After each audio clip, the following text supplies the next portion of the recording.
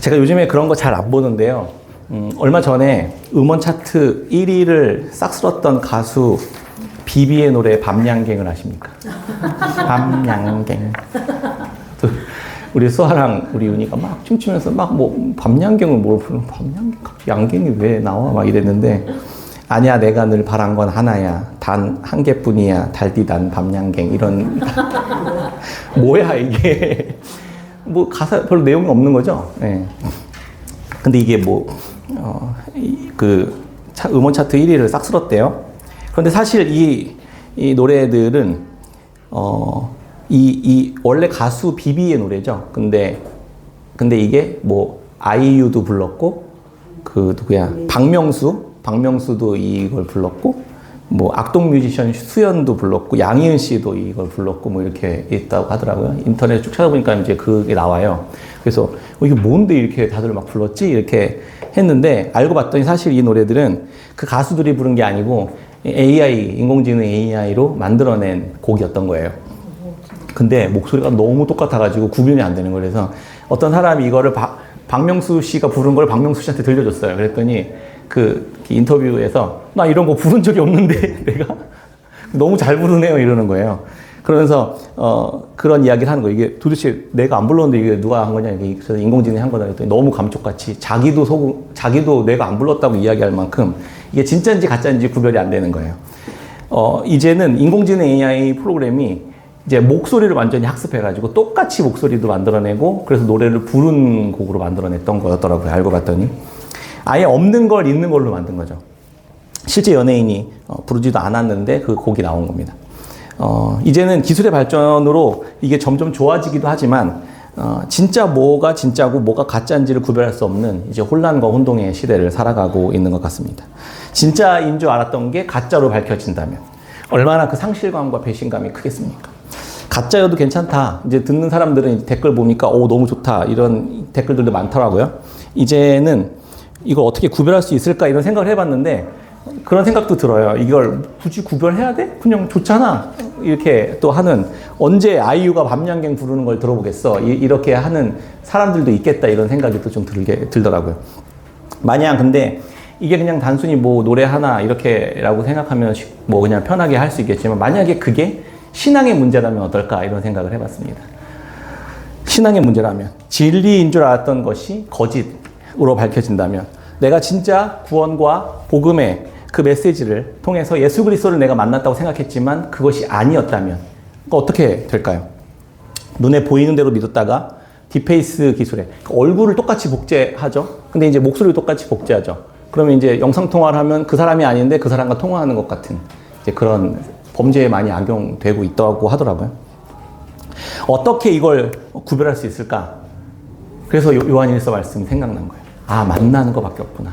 사귐밖에 없구나. 만나서 함께 대화하고 이야기를 나누고 그 사람의 이야기를 듣고 말하는 대화 나누는 것밖에는 진짜인지 가짜인지를 구별할 수 있는 방법이 이제는 없겠구나 이런 생각을 하게 되었습니다.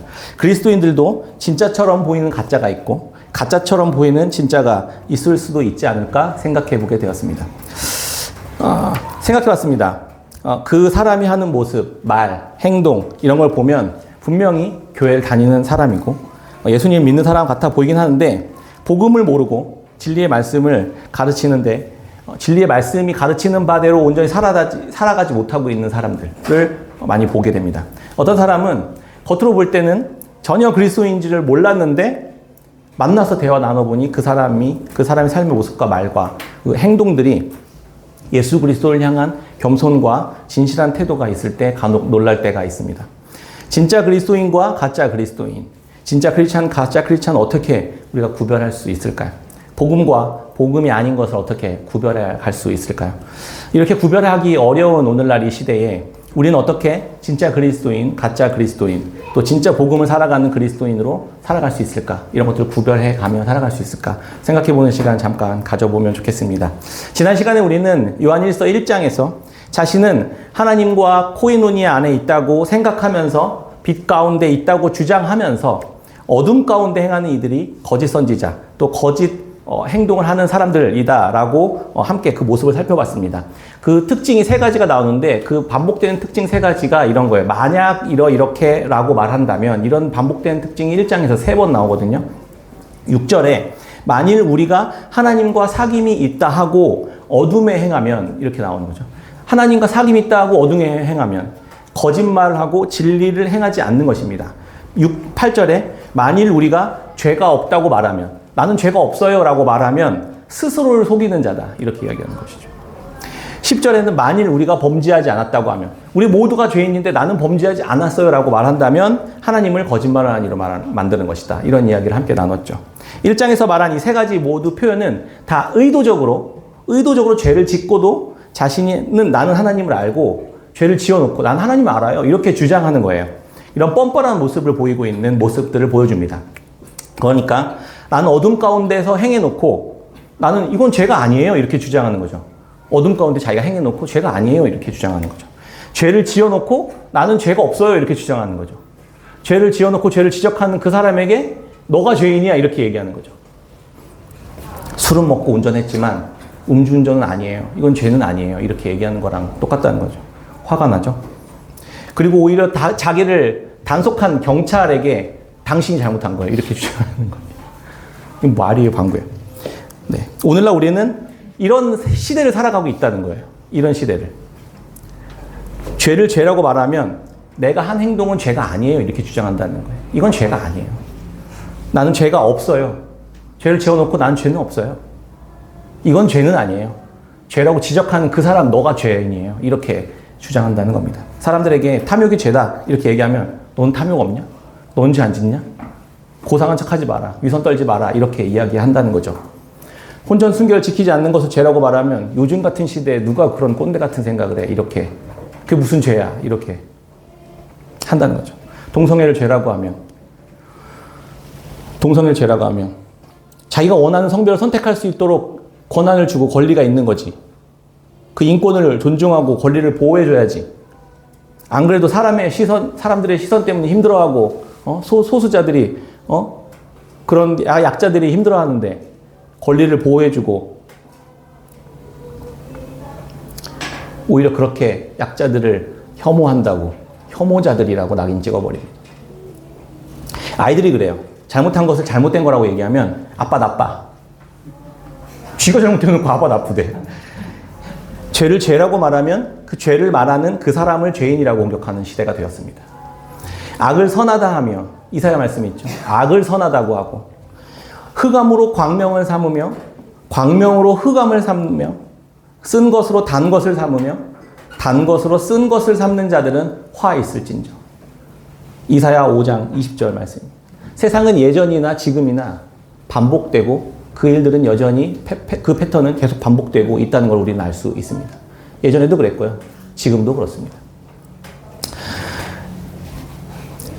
이들은 원래 근데 애초에 이런 자들이었어요. 애초에. 원래 그런 자들이라는 겁니다. 성경은 그렇게 얘기해요. 그런데 2장에서는 또 비슷한 패턴으로 표현하는 것을 볼 수 있습니다. 이런 자들, 우리 모두 다 죄인이기 때문에 이런 패턴들을 보인다는 거예요. 그러면 이런 패턴을 보일 때 우리는 어떻게 해야 되냐? 그리스도께 나오는 겁니다. 죄를 지었을 때 어떻게 합니까? 그리스도께 나오는 겁니다. 삼위 하나님의 사귐 안에 참여하여 그분의 은혜와 긍휼과 사랑과 그것을 받으면서 우리는 내가 죄인임을 가슴을 치며 고백하며 주님 앞에 나아가는 그런 행동과 태도들을 주님 앞에 보일 때 우리가 거룩해지고 우리가 다시 새롭게 되고 깨끗게 될 수 있다는 거예요. 근데 그걸 안 하는 거죠.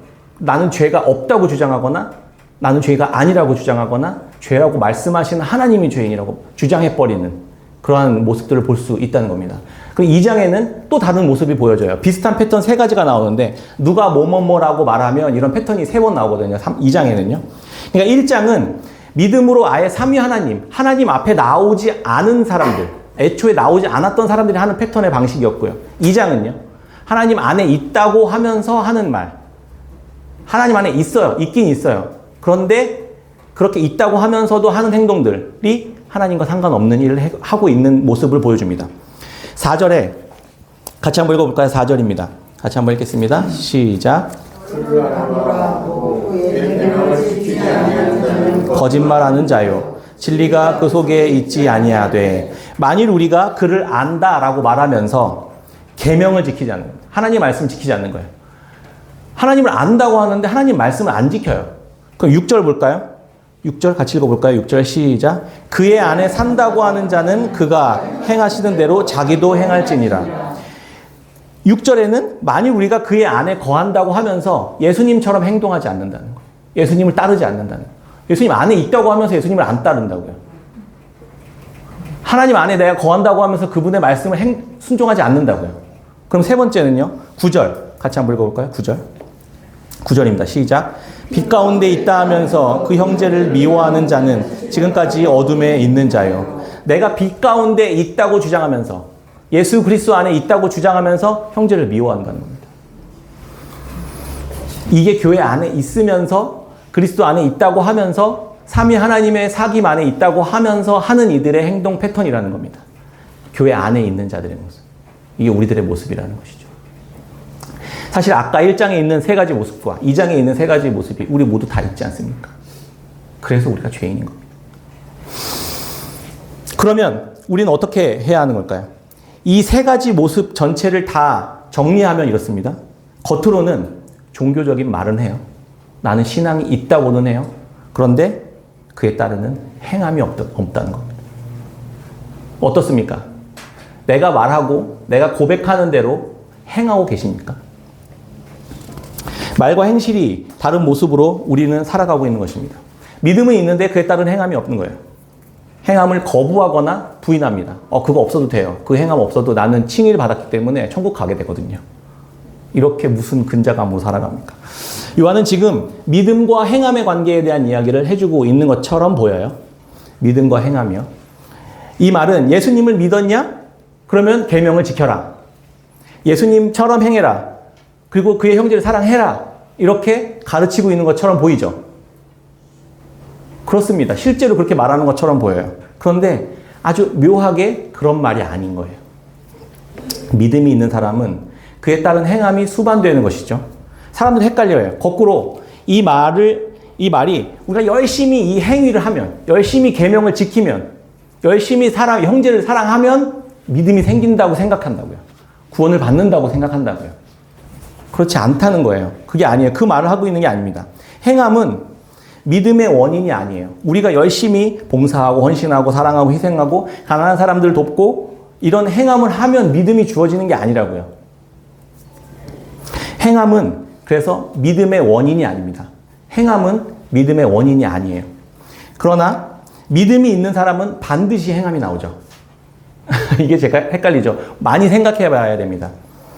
한번 생각해 볼게요. 예를 들어 볼게요. 나무가 사과를 맺으면 그 나무는 사과나무가 됩니다. 맞아요? 맞아요? 맞습니다.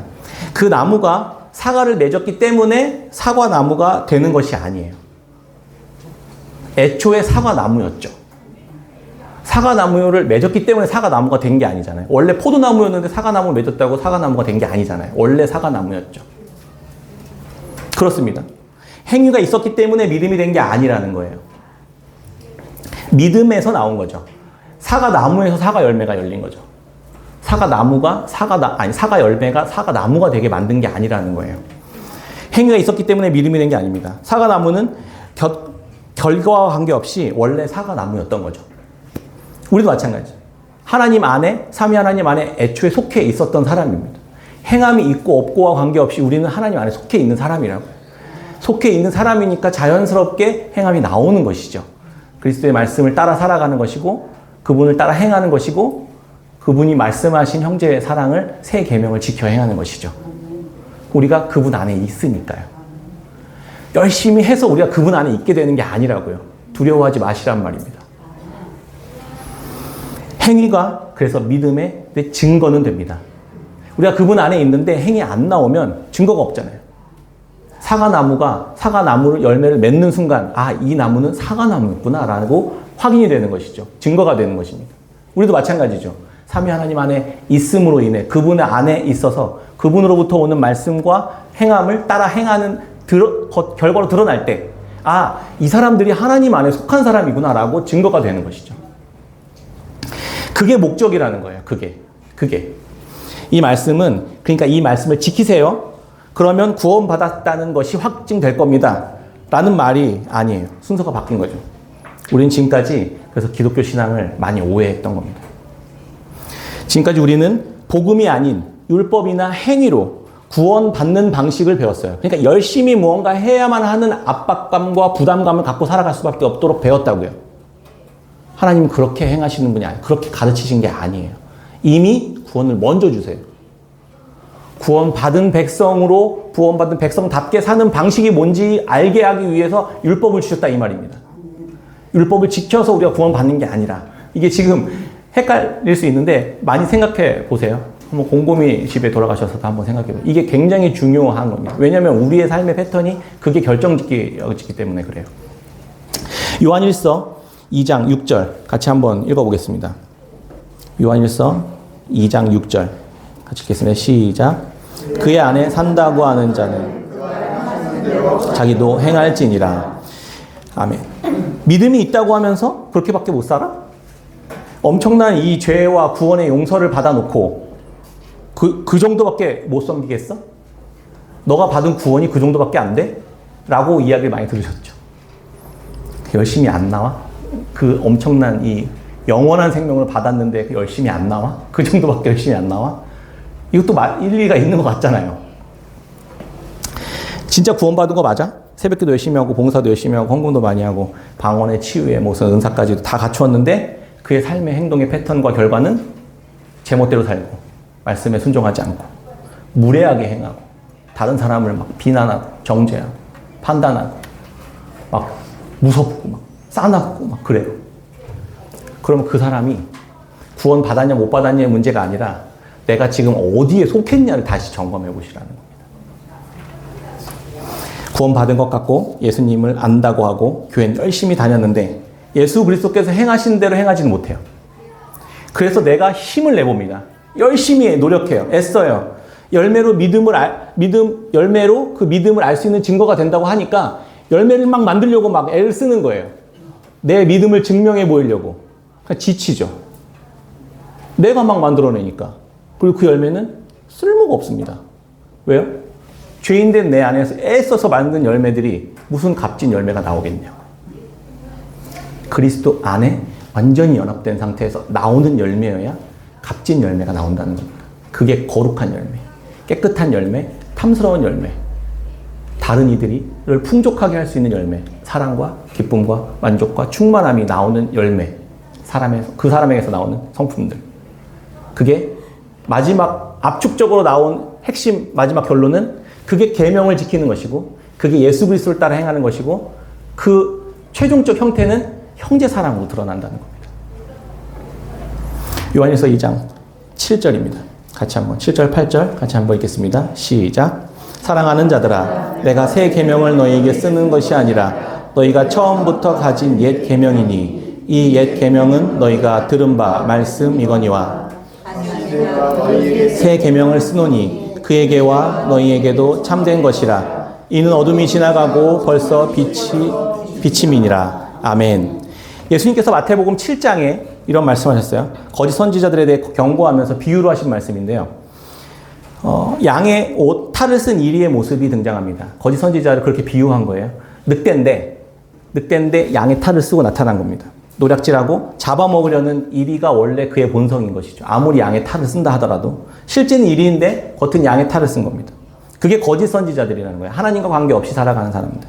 또 다른 비유는 가시나무에서 포도를 엉겅퀴에서 무화과를 딸 수 없는 것과 같이 좋은 나무마다 아름다운 열매를 맺고 못된 나무가 나쁜 열매를 맺는다 이런 말씀을 하세요. 마태복음 7장 16절 17절에. 그러므로 좋은 나무는 좋은 열매를 맺고 못된 나무는 나쁜 열매를 맺는 거예요. 그리고 아름다운 열매, 좋은 열매 맺지 못하는 나무들은 찍혀서 불에 던져진다 이런 이야기를 하시죠. 본성이 못된 나무는 자연스럽게 나쁜 열매를 맺을 수밖에 없고 본성이 좋은 나무는 자연스럽게 아름다운 열매를 맺을 수밖에 없다. 그러니 열매로 그들을 알 수 있다. 맞는 말이죠. 열매로 그들을 알 수 있습니다. 여러분도 우리 안에 어떤 열매를 맺고 있습니까? 불안하시죠? 이 말씀을 들으면. 그런데 더 무서운 말씀이 있어요. 이 말씀 뒤에 그래서 나더러 주여 주여 하는 자마다는 다 천국에 가는 게 아니다. 이런 말씀 딱 붙여서 해요. 무섭지 않습니까? 좋은 열매 맺고 계십니까? 찍혀서 불에 던지시겠습니까? 아니면 거두어서 천국 창고에 보내드리게 되겠습니까? 여기서 또 우리가 뿌리 깊이 생각하고 있는 게 있어요. 내가 그럼 열심히 해야겠구나. 뭔가 또 선한 열매를 맺어야겠구나 라고 가는 거죠. 아까 말씀드렸잖아요. 그게 아니라고요. 우리는 이미 좋은 나무에 접붙임받은 돌감람 나무 같은 존재다, 이렇게 바울이 가르쳐줬잖아요. 우리는 아무리 애써봐야 좋은 열매를 맺을 수 없는 자라는 사실을 주님 앞에 인정하고, 그러니까 나에게로 오라고 말씀하시는 그 사귐 안으로 들어가면 되는 거예요. 그냥 내 존재는, 내 본성은 아무런 열매도 맺을 수 없는 자이지만 그리스도께 연합함으로 좋은 열매를 그리스도로부터 받아서 좋은 열매를 맺을 수 있게 되는 자가 되었다고요. 그런 거라고요. 많이 생각해 보세요. 정말이에요. 우리가 행위와 위선으로 구원을 얻을 수 없습니다. 아무리 우리가 열심히 해도, 아무리 탁월해도 우리는 주님이 받으실 만한 열매를 맺을 수 있는 자는 한 사람도 없습니다. 오직 겸손히 그리스도 앞에 나아가는 것. 그래서 우리가 복음이 필요한 자들이라는 것을 주님 앞에 겸손히 인정하며 주님 앞에 그냥 붙어 있기만 하면 됩니다. 붙어 있기만 하면. 하나님은요, 하나님과 사귐 가운데 있는 자는 그래서 하나님 아버지의 뜻을 지켜 행하게 될 수밖에 없다, 이렇게 이야기하는 거예요. 예수 그리스도는 삼위 하나님과 사귐과 친밀함 가운데 있었죠. 성부, 성자, 성령 하나님은 하나 됨을 이룰 때 사랑과 완전한 서로에 대한 확신과 신뢰를 가지고 하나 됨을 이루어가고 있으셨잖아요. 철저히 하나님을 사랑했습니다. 사랑하면 사랑하는 대상을 따라 행하고 움직일 수밖에 없는 것이죠. 연애할 때는 목숨 바쳐 자기를 다 내줄 것처럼 사랑하더니만 결혼하면 어떻게 되죠? 금방 냉랭해지고 그걸 왜 나한테 얘기해? 이렇게 하는 게 인간이에요. 그런데 하나님은 그런 분이 아니시잖아요. 하나님의 사랑은 아무리 많은 시간이 흘러도, 아무리 조건이, 상황이 불리해져도, 아무리 응답이 없어도 예수님의 성부 하나님에 대한 그 사랑은 결코 변하지 않으셨습니다. 아버지의 뜻이 죄인된 우리를 향해 자신의 생명을 내어주어야만 하는, 십자가를 져야만 하는 이 상황, 이 말씀 앞에서 예수님은 그 길을 끝까지 가셨다고요. 왜요? 하나님을 사랑하기 때문에. 그것이 하나님의 말씀이기 때문에. 그것이 원수를 사랑하는 것이고 이웃을 사랑하는 방식으로 우리에게 보여드려야만 하기 때문에 예수님이 그 순종하셨다고요. 아버지의 말씀에. 그게 하나님이 예수 그리스도께서 성부 하나님을 사랑하는 방식의 행동의 모습으로 드러났던 모습이었다는 겁니다. 그게 십자가 진 삶으로 드러났던 것이죠. 하나님의 말씀을 따라 행하는 그 하나님의 사랑이 온전히 성취되는 것은 자연스럽게 그래서 이웃사랑으로 연결됩니다. 예수 그리스도께서 하나님을 사랑하셨던 그 사랑이, 그 하나님의 말씀에 순종하셨던 그 순종이 우리에게 구원이 되는 것이죠. 죄인인 우리들에게요. 이게 어려운 얘기인데 아무튼 그렇습니다. 예수님이 다 이루시고 온전히 율법을 지켜 행하신 것도 다 알겠어요. 알겠죠, 이제. 주님이 다 그래서 이루셨습니다. 우리가 못하니까 우리 대신 다 이루셨어요. 그리고 그분이 다 이루신 그 완전한 성취를 우리에게 거저 주신 겁니다. 그 은혜를 우리가 입도록. 우리가 못하니까요. 이 말이에요. 근데 문제는 나예요. 내 안에서 왜 그게 안 나오냐는 겁니다. 우리가 이게 제일 고민 아닙니까? 도대체 나는 왜 안 나오는 거냐? 그럼 나는 그 안에 붙어 있지 않은 건가? 난 믿음이 없는 건가? 이렇게 가는 게 아니라, 그래서 우리는 늘 쓰러지고 죄 가운데 빠지는 우리를 너무 잘 아셔서 하나님이 삼위 하나님의 코이노니 안으로 그래서 우리를 초대하셨다는 게 요한의 이야기입니다. 그 초대함 가운데 들어가서 그분 안에 거하는 것이, 그 사귐을 누리는 것이 우리로 하여금 우리 안에서 그분 안에 있는 열매들이 맺어져 갈 수 있도록 하시는 하나님의 능력이 되도록 하시겠다는 게 요한 1서의 이야기였던 것입니다. 사도 요한은 요한서신을 구원받은 교회에게 보내면서 이 글을 쓴 목적을 분명히 하고 있습니다. 이 글을 쓴 목적이요. 이 글을 쓴 목적은 특이하게 요한은 이렇게 표현해요. 구원을 예수 믿고 천국 간다 이런 걸로 표현하는 것도 아니고 죄와 사망에서 생명으로 옮겼다 이렇게 표현하지도 않아요. 삼위 하나님께로 초대함 받았다 이렇게 표현하는 구원을요.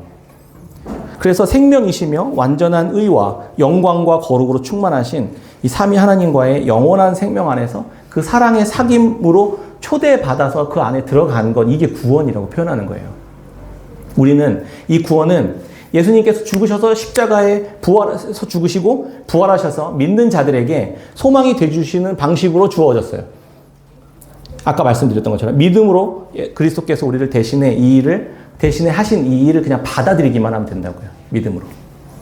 그런데 이 빛이며 생명이신 그분께 믿음으로 받아들이며 들어가는 그 과정 속에서 해결해야 될 문제가 있는데 바로 죄의 문제라는 겁니다. 우리는 죄가 있잖아요. 그분 안에 들어가려면 죄의 문제가 해결돼야 된다고요. 이 글을 분명히 쓰는 목적은 그래서 죄를 범하지 않기 위함이다. 그래서 2장 1절에 이런 이야기를 하는 겁니다. 2장 1절 나의 사랑하는 나의 자녀들아 내가 이것을 너희에게 쓰면 너희로 죄를 범하지 않게 하려 합니다. 죄를 짓지 않게 하기 위해서 이 글을 쓰는 거다 이렇게 얘기한다고요. 근데 죄를 짓지 않기 위해서는 삼위 하나님의 사귐 안에 들어가는 거다 이렇게 얘기하는 것이죠. 근데 우리가 죄를 짓지 않을 수가 없잖아요. 죄를 짓는 게 문제가 아니라 죄의 문제를 해결하는 방식의 문제가 있다는 것을 이야기해 주고 있어요. 우리는 죄를 짓지 않았어요. 죄를 지었어요. 그런데 죄를 안 지을 수가 없는 존재죠. 그래서 그 사귐 안에 들어갈 때 이 죄의 문제를 해결한다는 겁니다. 우리에게는 대언자 되신 예수 그리스도가 있다. 2절에 이런 이야기를 하는 것이죠. 2절에 그는 우리 죄를 위한 화목제물이니 우리만 위할 뿐 아니요 온 세상의 죄를 위하심이라. 그리스도께서 대언자가 되시고 화목제물 되신다. 이 두 가지를 해주신 거예요. 예수님이. 우리가 죄를 지었습니다. 재판정에 섰어요. 판결을 받아야 됩니다. 그거에 대한 형벌을 받아야 돼요. 그런데 우리 옆에 누가 있냐? 예수님이 대언자로 서신다. 이게 성령에 대한 표현이신 이 표현인 보혜사와 비슷한 같은 이야기거든요. 보혜사 대신 성령 그리고 예수 그리스도께서 변호인으로 내 옆에 서주신다 이렇게 이야기합니다. 이분은 의로우시고 이분은 탁월한 능력이 있으셔서 이 죄인된 우리들을 대신해서 변호해 주시는 분. 근데 변호만 한다고 되는 게 아니잖아요. 우리가 지은 죄의 문제를 해결해야 되잖아요. 그러니까 화목제물도 되어주신다. 이 변호사이시면서 동시에 우리의 죄의 문제까지 해결하는 대가를 치르시는 분으로 우리를 지금 이야기해주고 있는 것이죠. 죄의 문제가 이렇게 예수 그리스도 안에서 해결되는 것을 이야기해주고 있는 것입니다. 화목제물이 되신다는 의미는 예수 그리스도께서 나의 변호인이 되어주기로 한 것뿐만 아니라 나에 대한 속죄제물이 되어주신다는 뜻이기도 한 것이죠. 이게 삼위 하나님과의 사귐 가운데 초대받은 우리들이 누리는 은혜의 선물인 것입니다. 우리는 죄를 지었을 뿐이고 재판정에 끌려갔을 뿐인데 거기서 변호인도 되어주시고 우리의 화목제물, 죄의 문제까지 해결해 주시는 그 문제를 다 해결해 주시는 분이 예수 그리스도시다라는 이야기를 우리에게 해주고 있는 것입니다. 왜 이렇게 우리에게 하십니까? 그분이 나에게 이렇게 하시기로 결정하셨고 우리를 사랑하시기로 결정하셨기 때문이라는 겁니다. 다른 이유가 없어요. 조건도 없고 자격도 없고 우리가 어떤 행함을 통해서 그분께 이런 은혜를 받을 만한 자격이 있는 자들입니까? 그런 자격이 없는 자들이거든요. 그래서 구원은 은혜로 받게 되는 것입니다. 우리는 어떤 죄를 지어도 믿음으로 예수 그리스도께 나가기만 하면 우리의 보혜사 되시고 우리의 변호사 되시는 예수 그리스도께서 거기에 계시기 때문에 누구라도 어떤 크기의 죄라도 다 용서하시고 새롭게 하십니다. 이게 복음이에요. 근데 우리뿐 아니라 모든 사람들의 죄까지를 다 포함하고 남을 만큼 크고 광대하신 분이시다 이런 이야기를 하는데 여기에 두 가지 오해가 있습니다. 우리가 이 이야기를 들으면 그러네 이제 그러면 마음껏 죄를 지어도 얼마든지 용서받을 수 있겠다는 얘기네 이렇게 생각하시는 분들이 많아요. 믿음으로 용서 아무렇게나 죄를 지어도 다 받을 수 있다면 마음껏 죄를 지어도 되겠구나 그렇게 생각하십니까? 죄를 지어도 이렇게까지는 아니어도 이건 너무 뻔뻔하니까 죄를 지어도 아무 상관없구나 아무런 영향이 없구나 내가 원하면 내가 필요하면 언제든지 그리스도께 나아가 그 용서를 받으면 되니까 이렇게 쉽게 생각하는 분들이 있죠. 사실 우리 모두 다 그렇게 쉽게 생각합니다. 저를 포함해서요. 그러니까 죄가 가벼워지죠. 쉽죠. 금방 타협할 수 있게 되죠. 왜요? 금방 얻을 수 있으니까. 예를 들면 이런 거죠. 만약에 독을 마셔도 완벽히 해결해 줄 수 있는, 해독해 줄 수 있는 해독제가 있다. 그걸 주겠다. 이렇게 이야기를 들었습니다. 그러면 독을 막 마십니까? 오케이. 완벽하게 해결할 수 있으니까 독을 한잔 하지. 밥에다 밥 말아 먹고 해독제 마시면 되니까. 이렇게 생각하는 사람이 있나요? 해독제를 준 이유는 독을 마음껏 마시라고 주는 게 아니잖아요. 근데 우리는 그렇게 생각한다는 거예요. 야, 해독제 한잔 할까? 후식으로 커피 마시듯이 막 독을 막 마시는 겁니다. 어차피 해독제 있으니까요. 이렇게 생각하는 건 이상하지 않습니까? 근데 죄의 문제는 그렇게 생각하고 있다고요. 해독제는 피치 못할 사정으로 어쩔 수 없이 독을 먹었을 때, 나쁜 의도로 누군가 먹였을 때거나 그랬을 때, 실수로 몸이 들어왔을 때, 뱀에 물렸을 때를 위해서 필요한 것이지 마음껏 즐기라고 준 건 아니지 않습니까? 근데 우리가 예수님의 그 죄사함과 용서, 그 십자가의 은혜를 그렇게 독을 마시듯이 그렇게 먹고 있는 모습은 아닌가 이런 생각을 해봤습니다. 지금 요한이 이 편지를 쓰는 목적은 삼위 하나님과 코이노니아로 부름받은 이들이 죄를 짓지 않기 위한 목적으로 주셨다고요. 독을 먹지 않도록 하기 위해서 해독제를 준 것입니다. 그게 목적이에요. 내 죄를 변호해 주시고 지워주시기 위해 주님이 어떤 희생과 대가를 치르셨습니까? 우리 해독제를 얻기 위해서 주님이 어떤 대가를 치르셨냐고요. 십자가의 처참히 희생되셨고 처참히 짓밟히시고 수치를 당하셨습니다. 왜요? 내가 받아야 할 것을 대신 받아야 되기 때문에. 나를 살게 하시기 위해 나에게 해독제를 주시고 자기가 그 독잔을 마시는 게 예수님의 우리에게 행하신 그 사랑이라는 것입니다. 겟세마네 동산에서 예수님이 땅에 엎드려 땀이 피가 되도록 기도하셨습니다. 하나님, 이 잔을 내게서 옮겨주십시오. 근데 하나님이 어떻게 하셨죠? 완전한 사귐 가운데 계셨던 그 사랑의 하나님, 성부 하나님께서 성자, 자기가 아들이 이 독주를 내게서 옮겨주십시오라고 기도했을 때 어떻게 응답하셨죠? 묵묵히 침묵하셨습니다. 내 아들이었으면 전 당장 뛰어내려가가지고 난리를 쳤을 겁니다. 어떤 대가를 치르든 어떤 비용이 들든 모든 것을 다 쏟아부어서 내 아들을 구했을 겁니다. 그런데 성부 하나님 그렇게 하지 않으셨어요. 왜요? 우리를 살리시기 위해서. 우리에게 해독제를 주기 위해서 자기 아들에게 기도를 침묵하셨다 이 말입니다. 우리의 기도를 들어주시기 위해서요. 자기 아들을 침묵하셔야만 우리의 기도를 들어주실 수 있기 때문입니다. 우리를 살리기 위해 자기 아들을 죽음으로 내모을 수밖에 없었던 게 그리스도와 하나님의 사랑이었던 것입니다. 예수님은 하나님과 성령님과 함께 이 친밀한 사귐 속에서 서로에 대한 사랑과 기쁨과 신뢰로 충만하셨지만 기도를 응답받지 못하셨습니다. 근데 우리는 충만하지 못하지만 우리의 기도가 응답됩니다. 왜요? 예수님의 이 거절감 때문에. 하나님께 받은 거절이 우리로 하여금 수용받게끔 하셨기 때문입니다. 우리가 받은 이 해독제, 이 변호사는 우리의 죄를 언제든지 얼마든지 다 덮고도 남을 만큼 크고 강력하지만 그걸 얻기 위해서 치르셔야 할 주님이 자신이 내 대신 치르신 그 독, 심판과 진노의 잔을 마셔야만 했다는 것. 그래야만 이걸 얻을 수 있었던 거라는 것을 우리가 기억하는 것입니다. 그때 죄를 짓지 않게 되는 방식으로 나아가게 되는 것입니다. 나의 자녀들아, 내가 너희에게 이것을 쓰면 너희로 죄를 범하지 않게 하려 함이라. 두 번째 오해가 있습니다. 두 번째 오해는 이 이야기를 들으면서 하나님이 모든 사람의 죄를 다 구원하려고, 다 해결해 주시고 다 구원하려고 예수님을 우리에게 주셨구나 이렇게 생각하는 사람이 있어요. 이걸 만인구원론이라고 하는데 우리는 그런 교리를 믿는 게 아닙니다. 예수님께서 우리 죄뿐 아니라 모든 사람들의 죄를 다 해결해 주신다는 뜻이 아니에요. 이 의미는 가만히 있어도 모든 사람들이 저절로 다 죄 용서받고 구원을 받고 다 천국에 가고 죄사함을 받는다는 의미는 아니에요. 믿음 없이 저절로 모든 사람들이 다 구원을 받는다 이 말이 아니란 말입니다. 종교개혁자들이 정리해준 우리 튤립 교리가 있어요. 몇 번 제가 설교했었는데 그 중에 이제 세 번째 교리가 리미티드 어턴먼트라는 교리가 있는데 제한적 속죄라는 뜻이에요. 하나님의 사랑과 예수 그리스도의 가치는 이 세상 사람들, 온 세상 사람들이 시대와 역사 속에 지었던 모든 죄를 다 더한 그것을 갚기에 충분히 크고도 않다는 뜻이죠. 갚기에는. 그렇다고 해서 모든 사람이 그것을 받을 수 있다는 의미는 아니라는 거죠. 이게 좀 이해가 되시죠? 그러니까 가만히 있어도 하나님이 다 했으니까 뭐 다 구원해 주시겠지. 하나님 사랑이시니까 다 하시겠지. 이런 의미가 아니라는 말입니다. 우리 안에서 반복되는 죄와 허물이, 근데 이것이 아무리 많아도 우리 안에 십자가의 은혜와 사랑은 계속 커질 수밖에 없는 이유이기도 합니다. 평생 우리가 짓는 죄의 양이 만약에 태평양 바다 정도만큼 된다고 하면 엄청 많은 거죠.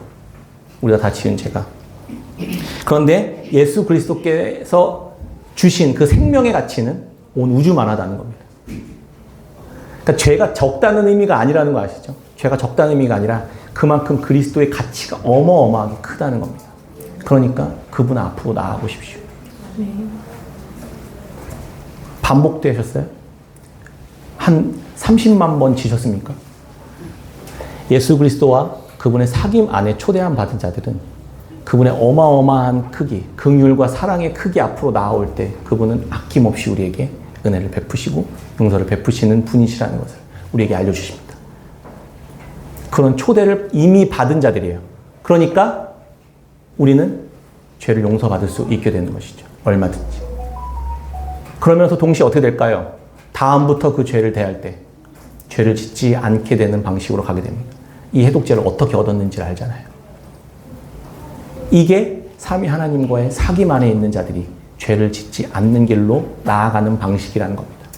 이게 우리가 받은 엄청나게 큰 은혜이고 하나님 아버지의 사랑인 것입니다. 말씀을 맺겠습니다. 죄는 죄로 인해 죽는 건 맞아요. 우리는 죄로 인해 사망에 이릅니다. 죄로 인해 우리는 심판과 형벌에 이르게 됩니다. 그런데 그 죄로 인해 죽는 건 아니에요. 왜냐하면 예수님께서 모든 사람들의 죄를 다 덮고도 남을 만큼 큰 은혜를 우리에게 이미 베푸셨기 때문에요. 그러니까 죄로 인해 죽는 게 아니에요. 죄를 가지고 주님 앞으로 나아오지 않았기 때문에 죽는 겁니다. 죄가 문제가 아니라 주님 앞에 나아가지 않는 게 문제예요. 그 마음의 높아짐. 그따위 우스꽝스러운 십자가 노릇은 내 앞에서 치워버려라. 그따위 말들은 나에게 필요 없어. 복음? 필요 없어. 이게 죄예요. 이게 죄보다 더 큰 죄입니다. 진짜 자기가 멸망받은 수밖에 없는 죄. 그리스도께 나오는 것. 예수 그리스도와 그분의 엄청난 희생의 대가를 거저 주셨음에도 불구하고 그 앞에 겸손히 나오지 않는 게 내가 멸망하는 이유입니다. 우리는 우리의 힘으로 열매를 맺을 수 없어요. 우리는 그리스도께 접붙임 받은 돌 감람나무 가지입니다. 예수 그리스도를 통해서 삼위 하나님의 그 사귐에 참여함으로 그분의 죄사함의 용서를 끊임없이 경험하면서 그분의 거룩과 의와 진리와 생명의 충만한 공급들이 우리 안에 계속 공급되어질 때 우린 점점 그리스도를 따라 그 말씀을 지키고 그의 십자가의 길을 따라가며 자기를 부인하고 형제를 사랑하는 이 새로운 계명까지 지켜내는 삶으로 우리는 살아갈 수 있게 될 것입니다. 혹시 뉴진 스님이라고 아십니까? 뉴진 스님. 제가 어저께 이거 준비하는데 뉴진 스님 이러더라고요. 지난번에 부처님 오신 날 공식 연등 행사 때 마지막 시간에 승복을 입은 스님이 딱 올라오더니 디제잉을 하는 거예요. 막 이거 끼고. 스님이 보셨어요? 혹시 이 영상? 네. 막 디제잉을 하면서 참가한 이 시민들이랑 막 클럽처럼 막 나이트 클럽처럼 막 이렇게 랩과 댄스를 막 공연하더라고요. 그러면서 막 고통을 이겨내면 극락왕생. 죄송해요. 오빠 몇 살? 관세음보살 뭐 이러고 쇼 믿어 불교 믿어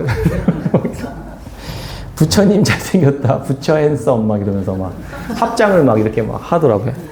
막 시민들이 막 엄청 좋아하는 거예요. 막 다 막 환호성 지르고 난리가 났습니다. 이렇게 외치면서 불교의 교리를 종교에 관심 없는 현대 젊은이들과 사람들에게 알리는 그런 퍼포먼스를 한 거죠. 근데 공식 행사의 맨 마지막 행사로 초대받아서 한 거예요. 저는 진짜 스님인 줄 알았어요. 그래서 보고 와 이거 불교 타락했구나 이거. 완전 이거 불교도 끝났네 약간 이랬는데 저희 성화도 약간 그런 얘기예요. 불교 그 타락한 것 같아? 아니면은 종교가 업그레이드 되는 것 같아? 약간 이랬더니 우리 성화가 타락한 것 같은데 약간 이런. 역시 목사님 아들입니다. 댓글을 보니까 이래요. 포용과 화합의 정신. 불교는 믿으라고 강요 안 하고 다름을 다 인정하고 타 종교를 배척하지 않고 폐쇄적이지 않고 시대의 흐름에 맞게 변할 줄 알다. 칭찬 일색입니다. 칭찬 일색. 함께 합장하고 뛰는 모습에 제가 당황했습니다.